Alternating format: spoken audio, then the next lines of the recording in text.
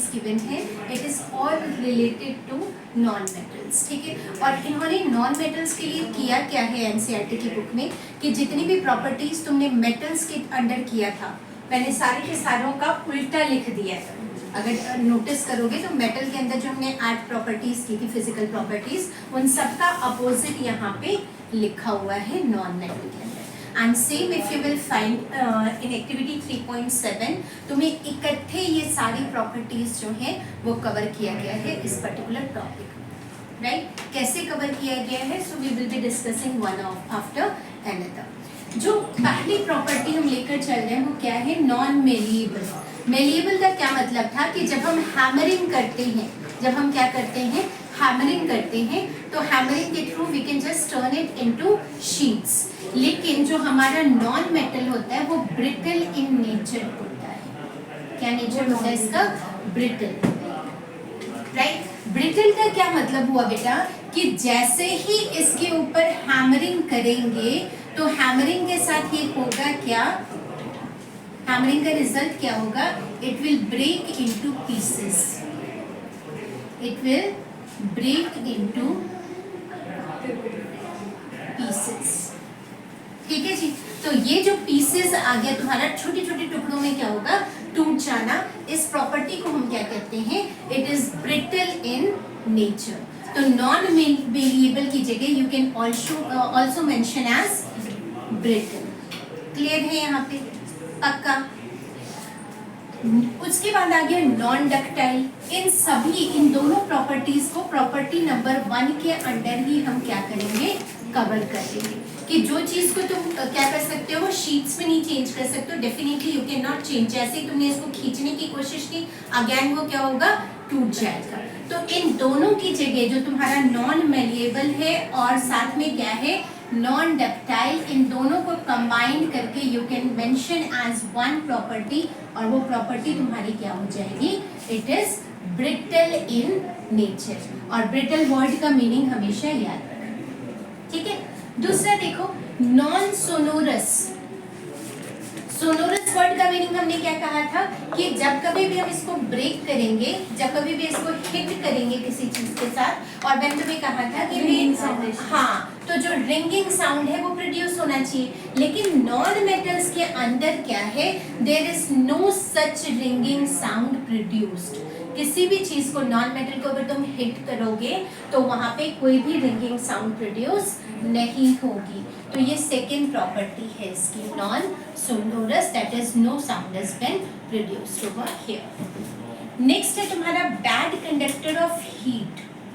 यहाँ पे जो हमने वर्ड यूज किया था हीट की जगह, वो थर्मो वर्ड यूज किया था, इसको याद रखना। तो ये बैड थर्मो कंडक्टर है, राइट, या बैड हीट कंडक्टर है। अब बैड कंडक्टर में एक जो है ना एक्सेप्शन है यहाँ पे, जो कार्बन का दूसरा रूप है एलोट्रॉप है, और कार्बन का जो एलोट्रॉप है वो क्या है, एक्सेप्शन डायमंड।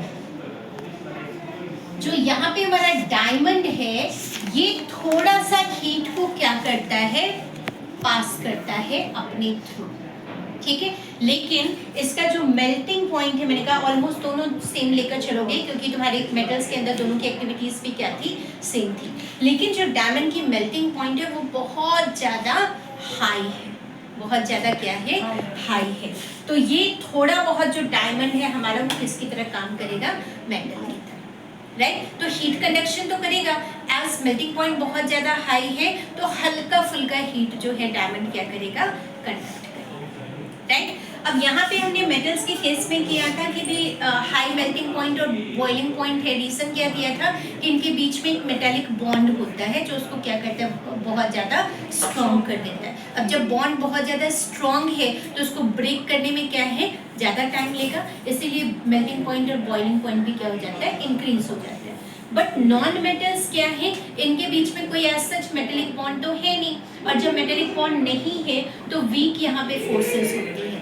कौन सी फोर्सेस होती है, वीक फोर्सेस, और उन वीक फोर्सेस के कारण उनका जो मेल्टिंग पॉइंट और बॉइलिंग पॉइंट हो जाता है वो बहुत ज़्यादा लो हो जाता है। चलिए अगले केस पे, तो ये हमारा फोर्थ प्रॉपर्टी आ गया। फिफ्थ प्रॉपर्टी देखो, बैड कंडक्टर ऑफ इलेक्ट्रिसिटी। यानी पुअर, और बैड की जगह ना कई बार वर्ड यूज करते हैं वो पुअर, तो don't get confuse. Poor conductor of electricity या bad conductor of electricity will be one and the same thing. यहाँ पर भी एक्सेप्शन है, और एक्सेप्शन क्या है बच्चा? Exception is of again the allotrope of carbon. Exception कौन शो कर रहा है? Allotrope of carbon. और एलोट्रॉप ऑफ कार्बन का नाम क्या है? ग्रेफाइट। ग्रेफाइट तुमने देखा होगा, तुम्हारे पेंसिल का जो लेड होता है वो ग्रेफाइट होता है, जो बैटरीज के अंदर ब्लैक कलर का मटेरियल डला होता है वो भी ग्रेफाइट होता है, ठीक है। तो बैटरीज के अंदर हम यूज कर रहे हैं या सेल्स के अंदर जो यूज कर रहे हैं वो ग्रेफाइट है। तो यानी कि ग्रेफाइट क्या है? It is a good conductor of electricity as metals used to be. तो यहाँ पे ये एक्सेप्शन है, बाकी सारे नॉन मेटल्स जो है वो पुअर कंडक्टर है, जबकि ग्रेफाइट हमारा क्या है? Good conductor. चलिए अगले प्रॉपर्टी के ऊपर, दिस इज 6th प्रॉपर्टी। हमने कहा था कि जो मेटल्स है वो हार्ड होते हैं। मेटल्स क्या होते हैं? हार्ड होते हैं। और कुछ एक हमने जो है वो एक्सेप्शंस की थी, जैसे हमने कहा था सोडियम, लिथियम एंड पोटेशियम। कौन सी तीन थी? अल्कली मेटल्स का एग्जांपल लिया था, सोडियम, पोटेशियम एंड लिथियम। कौन कौन सा लिया था? Sodium, potassium and lithium. Mention कर लो please, sodium, potassium and lithium. कल मैंने आपको सोडियम और पोटेशियम लिखवाया था, Divyam added in it as lithium also.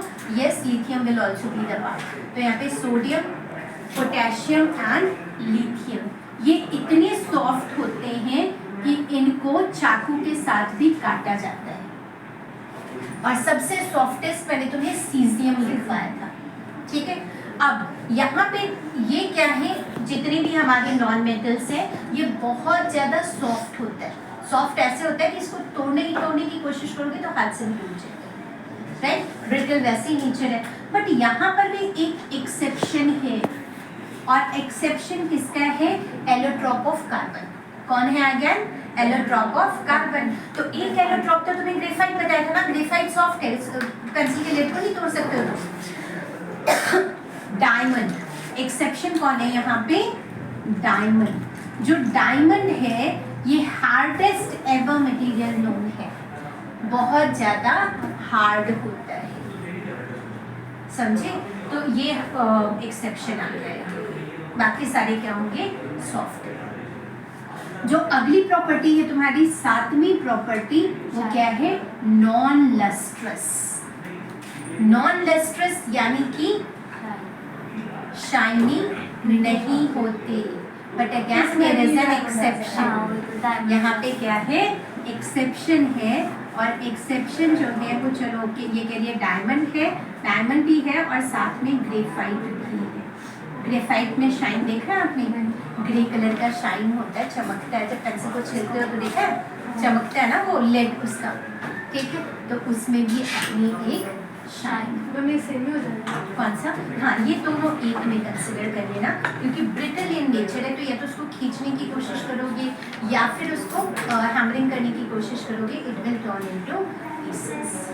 Clear हो गया? Any doubt up to here? अब एक और चीज़ नोट करो बेटा, ध्यान से देखना इसको। जो नॉन मेटल्स होते हैं वो हमेशा इलेक्ट्रोनेगेटिव इन नेचर होता है। ये जस्ट सारे के सारे नॉन मेटल्स कैसे होती है, जनरल इंस्ट्रक्शन दे रही हूँ मैं। नॉन मेटल्स कैसा होगा? इलेक्ट्रोनेगेटिव इन नेचर होगा। जो डिटेलिंग है इलेक्ट्रोनेगेटिव की वो मैं तुम्हें क्या है जब इसको डिटेल में करवाऊंगी तब भी बताऊंगी। तो इलेक्ट्रोनेगेटिव का मतलब क्या हो गया कि नॉन मेटल्स जब कभी भी इलेक्ट्रॉन्स की बात होगी तो it will always add electrons. ये हमेशा क्या करेगा? गेन करेगा इलेक्ट्रॉन्स। और जब हम कोई चीज़ गेन करते हैं तो डेप्थ के अंतर आ जाता है। भीख मांग रहे हैं हम, और भीख मांग कर क्या आता है? नेगेटिव फीलिंग आती है ना। तो इसके ऊपर जो चार्ज है वो कौन सी आ जाएगी? ठीक है, and that's why these are termed as electronegative in nature. दूसरी चीज याद रखना, जितना भी कितने टोटल एलिमेंट्स बताए थे मैंने? 118। 118 में से जो नॉन मेटल्स हैं वो टोटल 22 है। टोटल नॉन मेटल्स कितने हैं? 22 है। और इन नॉन मेटल्स को एक चीज याद रखना, नहीं 22 है, 22 में से 11 नॉन मेटल्स जो है वो सॉलिड्स हैं, सॉरी सॉलिड्स नहीं गैसेस हैं, कर लेती मैं। 11 नॉन मेटल्स कितने हैं, गैसेस हैं। एक नॉन मेटल सिर्फ और सिर्फ क्या है, लिक्विड है। मरकरी तो मेटल है ना, और 10 तुम्हारे सॉलिड हैं, 10 तुम्हारे क्या है, सॉलिड है। अब कौन सा नॉन मेटल है जो लिक्विड है, इट इज ब्रोमीन। बहुत बहुत बहुत important question, name the metal and non metal which is liquid at room temperature. तो तुम क्या कहोगे, the metal is metal is mercury and non metal is bromine. समझते? तो ब्रोमीन एंड जो तुम्हारा मरकरी है वो दो सिर्फ लिक्विड है रूम टेम्परेचर पर, मेटल्स और नॉन मेटल्स में। बाकी सारे जो मेटल्स है वो सॉलिड्स ही होते हैं मैक्सिमम, और इनमें मैक्सिमम क्या है, गैसेस है, और जो बेचारे 10 बच जाते हैं वो क्या है, solids. Any doubt up to here? फटाफट इसको लिखिए, उसके बाद हम लोग करते हैं, we will shift to chemical properties of metals and non. देखो जरा, फिजिकल प्रॉपर्टीज हमने मेटल्स की भी कर ली और नॉन मेटल्स की भी कर ली। साथ के साथ मैंने तुम्हें बताया कि कुछ एक एक्सेप्शंस हैं, और जिनके कारण मैंने तुम लोगों को वेरी फर्स्ट डे बताया था कि जब कभी भी हम डिस्ट्रीब्यूट करते हैं कि कौन सी चीज़ मेटल है, कौन सी चीज़ नॉन मेटल है, तो दो प्रॉपर्टीज़ के बेस पे करते हैं। One use to be physical property and the other one use to be chemical property. ठीक है, तो नीड क्या है, क्यों हम फिजिकल पे ही क्यों नहीं कर सकते, why do we need to focus on chemical properties too? तो हम कहते क्या है कि ड्यू टू इट्स एक्सेप्शंस, क्योंकि अगर एक्सेप्शंस को हम डील करें तो क्या होगा कि हर किसी में, मेटल में भी बहुत सारे एक्सेप्शंस थे और नॉन मेटल में भी बहुत सारे थे। तो एनसीईआरटी की बुक में जितने भी एक्सेप्शंस गिवन है, उन एक्सेप्शंस के ऊपर रीजनिंग वाले क्वेश्चंस या कॉम्पिटेंसी बेस्ड क्वेश्चन जो है वो आ जाता है। ठीक है, तो वन आफ्टर अनदर हम जरा एक्सेप्शन को भी रीड कर लेते हैं, ताकि देखें अगर कुछ भी एक्स्ट्रा होगा तो we will come to know it. चलो फिर first Point 1. All metals except mercury exist as solids at room temperature. In activity 3.5, you have observed that metals have high melting points, but gallium and caesium have very low melting points. These two metals will melt if you keep them on your palm. देखो, mercury जो होता है उसका हमारा main क्या है, Hg। Hg क्या है अपना, ये लिक्विड है, ये ऑलरेडी मैंने तुम लोगों को बता दिया। मरकरी क्या है, लिक्विड है रूम टेम्परेचर पर, और बाकी सारे क्या है, सॉलिड्स हैं। और ये किसकी एक्सेप्शन है बेटा, मेटल्स की एक्सेप्शन है। ठीक है, हमने कहा जो मेटल्स हैं उनकी बहुत ज़्यादा high melting point and boiling point होती है, लेकिन जो सीजियम है, सीजियम का क्या होता है, Sc। ठीक है, और गैलियम Ga, राइट, इन दोनों का जो मेल्टिंग पॉइंट है वो बहुत ज़्यादा लो होता है। हल्का सा इनको हीट करोगे क्या होगा, ये सारे के सारे पिघल जाएंगे, राइट। हाँ जी, अगला। Point 2. Iodine is a non-metal but it is lustrous. ये एक्सेप्शन तुम लोगों को ग्रेफाइट तो मैंने लिखवाया था, साथ में मेंशन कर लो। यहाँ पे आयोडीन जो है ना, ये और साथ में ग्रेफाइट, ये दोनों एक्सेप्शन है। किसके एक्सेप्शंस हैं बच्चे, नॉन मेटल के। किसके एक्सेप्शंस हैं, नॉन मेटल के। और ये क्या एक्सेप्शन शो करते हैं, non metals are normally non lustrous. Non lustrous यानी कि शाइन उनमें नहीं होते, बट ये दोनों ऐसे हैं जिनके अंदर अपना क्या है, शाइन है।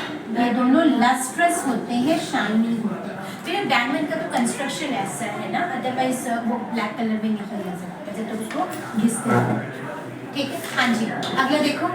Point 3. Carbon is a non-metal that can exist in different forms. Each form is called an allotrope. Diamond, an allotrope of carbon, is the hardest natural substance known and has a very high melting and boiling point. Graphite, another allotrope of carbon, is a conductor of electricity. देखो, carbon जो है उसके अलग अलग forms होते हैं, उन forms को हम कहते हैं एलोट्रॉप्स। इसके मेनली 3 फॉर्म्स होते हैं। कितने फॉर्म्स होते हैं, 3। और तीनों जो है हम कार्बोनेंस कंपाउंड चैप्टर में भी करेंगे। मेन होता है ग्रेफाइट, उसके अलावा डायमंड, एंड देन तीसरा वाला होता है फुलेरिन। क्या कहते हैं, फुलेरिन। अब देखो जरा ध्यान से, फुलेरिन कहीं पर भी यूज नहीं हो रहा है। मेन फोकस किसके ऊपर है हमारा, ग्रेफाइट और डायमंड के ऊपर है। तो ये दोनों चीज़ें हम ऑलरेडी कवर कर चुके हैं कि ग्रेफाइट क्या है, एक तो यहाँ पे लस्ट्रस पे डाल देना, और दूसरा क्या होगा, very good conductor of electricity के अंदर आ जाएगा। जो डायमंड है तुम्हारा, उसमें क्या आ जाएगा, एक्सेप्शन नॉर्मली इसकी लो बॉइलिंग पॉइंट और मेल्टिंग पॉइंट होता है नॉन मेटल्स का, लेकिन डायमंड का क्या है, बहुत ज़्यादा high melting point and boiling point होता है, इट ऑल्सो कंडक्ट्स हीट। ठीक है, आगे। Point 4. Alkali metals, lithium, sodium, potassium, are so soft that they can be cut with a knife. ये They have low already कर densities. चुके हैं। हाँ, बोलिए बोलिए बोलिए। They have low densities and low melting points. हाँ जी, लिथियम, सोडियम एंड पोटेशियम, ये एक्सेप्शन हम ऑलरेडी यहाँ पर भी हमने लिखा था। इन तीनों को ना बेटा अल्कली मेटल कहा जाता है। क्या कहा जाता है, अल्कली मेटल्स। इनको अगर ध्यान से देखोगे तो इन सब के ऊपर एक चार्ज होता है, प्लस चार्ज। कौन सा चार्ज होता है, ये सारे एक एक इलेक्ट्रॉन को लूज करते हैं और पॉजिटिव चार्ज जो है वो फॉर्म करते हैं, राइट, यानी इलेक्ट्रो पॉजिटिव इन नेचर, और हाईली, बहुत ज़्यादा रिएक्टिव होते हैं, हाईली रिएक्टिव। इवन इतनी रिएक्टिव होते हैं कि इन सबको कैरोसिन के अंदर डालकर रखा जाता है, तो वो हम केमिकल प्रॉपर्टीज़ के अंदर करेंगे। मीन क्या है, ये बहुत ज़्यादा सॉफ्ट है, ये तीनों के तीनों बहुत ज़्यादा सॉफ्ट होता है। अब बार बार कि जो तुम्हारी एनसीईआरटी की बुक में लिखा हुआ है वो हमने कंसिडर करना ही करना है। तो अभी तक सिर्फ सोडियम और पोटेशियम के ऊपर जो एक्टिविटी की थी हमने, वो सिर्फ उन दोनों का किया था, बट यहाँ पे एक नया टर्म क्या ऐड आ गया, लिथियम। तो ये तीनों इतने सॉफ्ट हैं कि इनको चाकू के साथ भी हम कट कर सकते हैं। और दूसरा क्या है कि भाई नॉर्मली जो मेटल्स होती हैं वो सॉलिड है, तो सॉलिड बहुत ज़्यादा हार्ड होती है। ठीक है जी, चलिए अगले पॉइंट पे। तो let's come on to chemical properties of metals, जिसके बेस पे हम क्या कर सकते हैं, चीज़ों को सेग्रीगेट कर सकते हैं properly. So let's come on to it. अब देखो बेटा, केमिकल प्रॉपर्टीज जब हम बात कर रहे हैं ना, तो केमिकल यानी इसमें क्या होगा, रिएक्शंस इन्वॉल्व होंगी। और रिएक्शंस अगर हम देखें तो मेन किन किन चीज़ों के साथ रिएक्शन होगा, एयर, और एयर में हम कौन सी चीज़ मेन ले लेते हैं, ऑक्सीजन। ठीक है, ऑक्सीजन के अलावा जो मेन है वो किस पे जाएगा, वाटर। वाटर का फॉर्मूला H2O, राइट। उसके अलावा भी अगर कोई चीज़ है तो हाँ है, कार्बोनेट्स या बाकी चीज़ों के साथ ही रिएक्ट करेगा। अब यहाँ पे वाटर को ना हम जब रिएक्शन शो करेंगे तो तीन चीज़ों के साथ करेंगे। एक होगा तुम्हारा नॉर्मल वाटर, दूसरा होगा हॉट वाटर, एंड तीसरा रिएक्शन जो है वो किसके साथ शो करेगा, स्टीम के साथ। तीसरा रिएक्शन किसके साथ शो करेगा, स्टीम। अब देखो मैं तीनों को यहीं से डिवाइड किया है मैंने, चाहे तुम्हें नॉर्मल वाटर इक्वेशन में लिखा हो, क्वेश्चन में लिखा हो, या है तुम्हारे क्वेश्चन में हॉट वाटर लिखा हो, या फिर वर्ड यूज किया हो स्टीम। समझ गए, कुछ भी तीनों में से लिखा हो, तुमने फॉर्मूला यही लिखना है, that is H2O। Very important, right, क्योंकि हमारे ना डिपेंडिंग ऑन कि कितना रिएक्टिव मेटल है, क्या होगा, ये अलग अलग चीजों के साथ रिएक्ट करेगा। कुछ मेटल्स होंगे जो नॉर्मल वाटर के साथ ही रिएक्ट कर जाएंगे, पानी डाला और रिएक्ट हो गया। कुछ वाटर जो है वो हॉट वाटर के साथ रिएक्ट करेगा कि भाई मैं नहीं करता नॉर्मल पानी के साथ, मैं तो गर्म पानी के साथ रिएक्ट करूँगा। और कुछ क्या है कहेगा मैं तो इसके साथ भी नहीं करता, भाई मैं स्टीम के साथ ही करूँगा। समझ गए, तो ये ध्यान रखना है आपने कि कौन कौन से हैं जो ये शो करें। और कुछ जो है वो ऐसे होंगे जो कहेंगे मैं किसी के साथ भी रिएक्ट नहीं करूँगा। अब इसके लिए तुम लोगों ने चैप्टर 1 में भी कर रखा है, एक बार फिर से हम करते हैं। You need to remember the reactivity series. क्या याद रखना है, रिएक्टिविटी सीरीज। तो मैंने क्या बताया था रिएक्टिविटी सीरीज के लिए, केदारनाथ का महंगा आलू फीका नहीं, कि जरा फीका नहीं, जरा फीका नहीं, सही पका है, क्यों हो गया ऐसा, आओ पता करें। हाँ, आगे आओ पता करें। ठीक है, केदारनाथ का महंगा आलू जरा फीका नहीं सही पका है यहाँ पे हाइड्रोजन के लिए हम यूज कर लेंगे। ठीक है, क्यों होगा हो गया आगे आओ पता करें। राइट, हाइड्रोजन मैंने सर्कल में क्यों लिखा है, क्योंकि हाइड्रोजन को हम मेटल और नॉन मेटल दोनों में कंसिडर कर लेते हैं, क्योंकि जो हाइड्रोजन है वो दो नेचर होता है इसका। It can act as electro positive as well as electro negative. अगर इलेक्ट्रो पॉजिटिव है तो मेटल आ गया यानी H पॉजिटिव, और अगर इलेक्ट्रो नेगेटिव है तो नॉन मेटल आ गया, दैट इज H नेगेटिव। ठीक है, एक और चीज, कुछ एक बुक्स में तुम्हें यहाँ पोटेशियम, सोडियम और कैल्शियम के बीच में Ba गिवन होता है। बेरियम जो है वो नॉर्मली तुम लिख सकते हो, बट बेरियम जो है वो नॉर्मली कहीं पर भी रिएक्शंस में यूज नहीं होता है एज सच। ठीक है, तो we use to avoid it, but अगर तुमने लिखना है तो वो मैंने ग्रीन में मेंशन कर दिया। कोई डाउट यहाँ तक? याद रह हो गया, केदारनाथ का महंगा आलू जरा फीका नहीं सही पका है, क्यों हो गया आगे आओ पता करें। ठीक है, अब जब यहाँ पे अगर आगे आकर देखो तो जो मेटल्स हैं वो इलेक्ट्रो पॉजिटिव होंगे, नॉन मेटल्स क्या होंगे, इलेक्ट्रो नेगेटिव। और हम जो रिएक्शन शो करेंगे वो भी लिख लें कि जो मेटल्स के रिएक्शन होंगे बेटा वो हम कौन कौन से मेटल्स यूज कर सकते हैं। तो जो तुम्हारी एक्टिविटी है 3.8 उसमें जो पहला उन्होंने फर्स्ट चैप्टर वाला ही मेटल यूज किया है Mg क्या है, मैग्नीशियम। ठीक है, और जो नॉन मेटल इन्होंने यहाँ पे यूज किया है वो सल्फर किया है, और सल्फर का सिंबल क्या है, S। याद रहेगा? ठीक है, अच्छा, पूरे चैप्टर में जो मेटल्स यूज किए गए वो कौन कौन से हैं? मैग्नीशियम हो जाएगा, एल्यूमिनियम हो जाएगा, लेड हो जाएगा, सबके सिंबल्स तुम्हें टिप्स पे होनी चाहिए।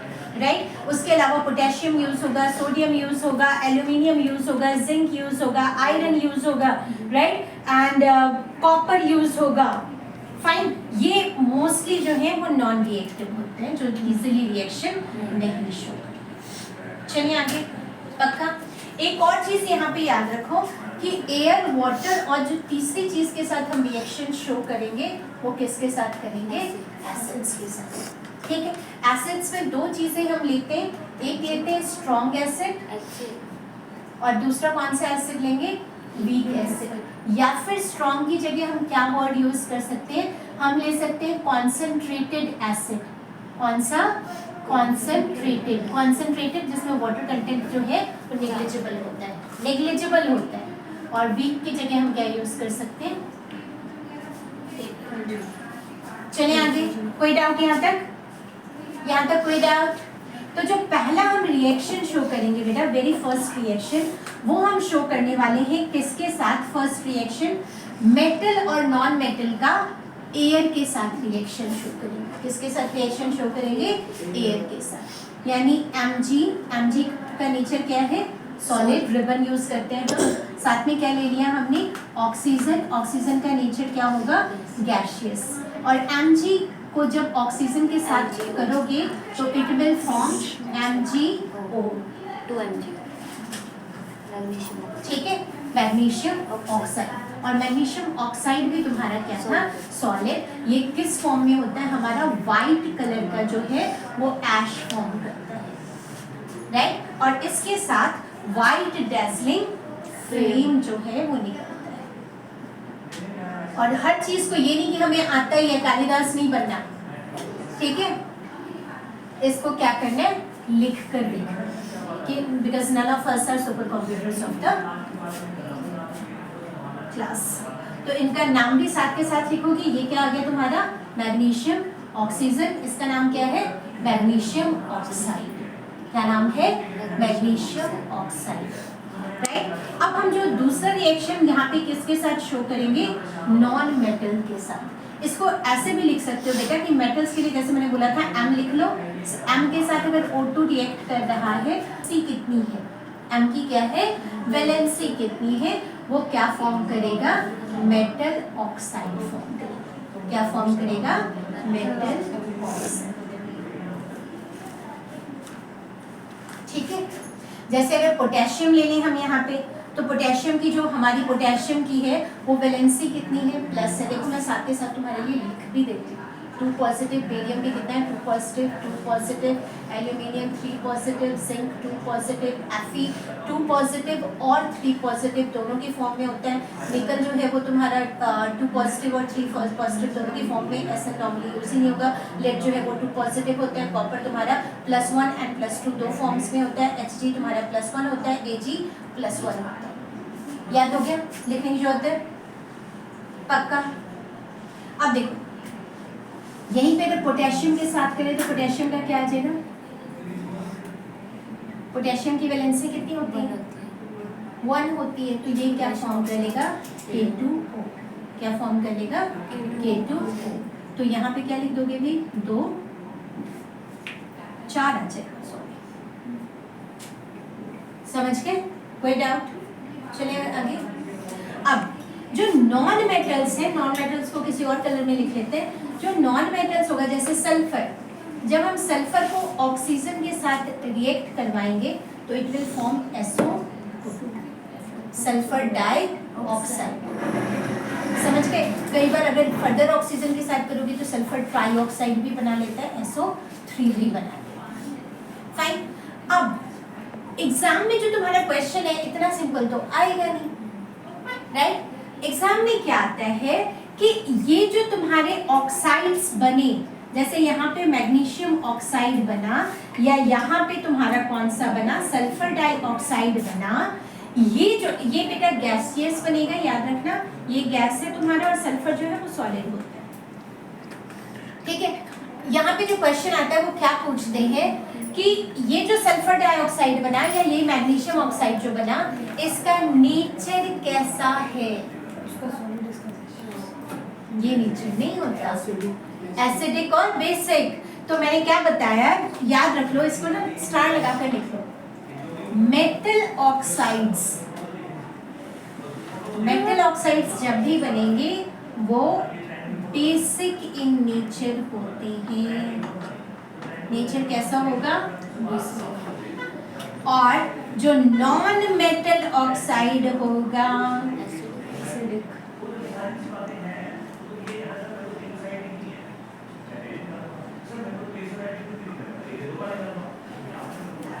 अब ये तुमने लिख लिया कि बेसिक और एसिडिक है, पता कैसे लगेगा भाई? तो अगर हम मैग्नीशियम ऑक्साइड का एक्वस सॉल्यूशन लें, कौन सा सॉल्यूशन? एक्वस, हल्का सा पानी डाल दें या गीले वाला, इसमें क्या करें हम? लिटमस पेपर लेकर जाएं, गीला लिटमस पेपर। ठीक है, तो अगर ब्लू लिटमस लेकर आ रहे हो तो blue will not change its colour, blue का कलर चेंज नहीं होगा। लेकिन अगर हम इसके अंदर रेड लिटमस डालें तो ब्लू हो जाएगा। तो रेड लिटमस विल टर्न